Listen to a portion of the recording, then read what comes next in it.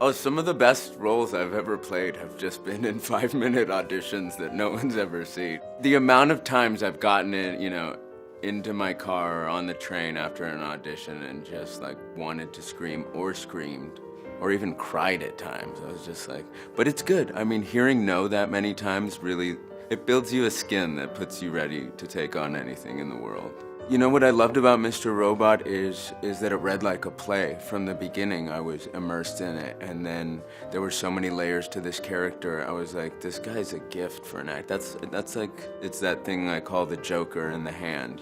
That's the card you want, and yeah, that's what it was for me. Into him for me, because it was going to be such a monumental task, as I thought. Try to approach it in the way you would any role, where you look at, the human being and why they do everything they do, how they respond to things. I sat down with choreographers and I realized, oh, I don't need a choreographer, because this guy wasn't choreographed. He was spontaneous in every moment. Every time he got on stage, he never knew what he was going to do. And I wanted to have that ability when I was out there. I never wanted the camera to know where I would be or what the other actors, I didn't want them to anticipate anything. So I worked with a movement coach. So you just like went, it was just free form, like when you would be on stage, you would just move. Yeah, well, she could call something out.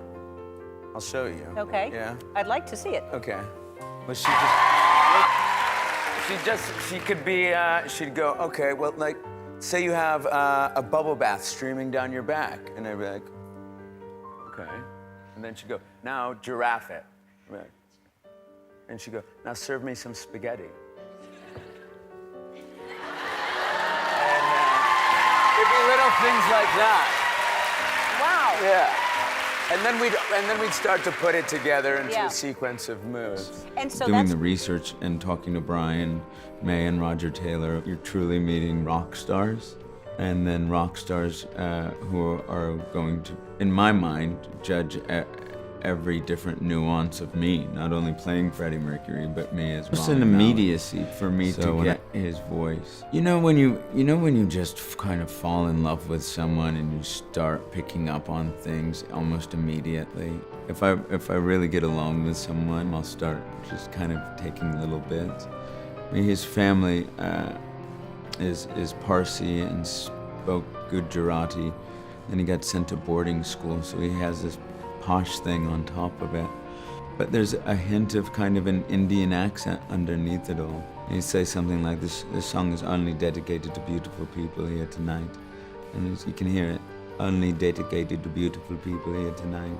But I'm very conscious of never wanting to mimic him. He says in his own words, I've had an upheaval of an upbringing. The name like Farouk Bulsara wasn't very easy at first. With those teeth, it wasn't very easy. With struggling to identify his sexuality, it's difficult enough with those circumstances just to make it. And then to persevere and become one of the most remarkable, prolific artists of any generation is an astounding feat of accomplishment.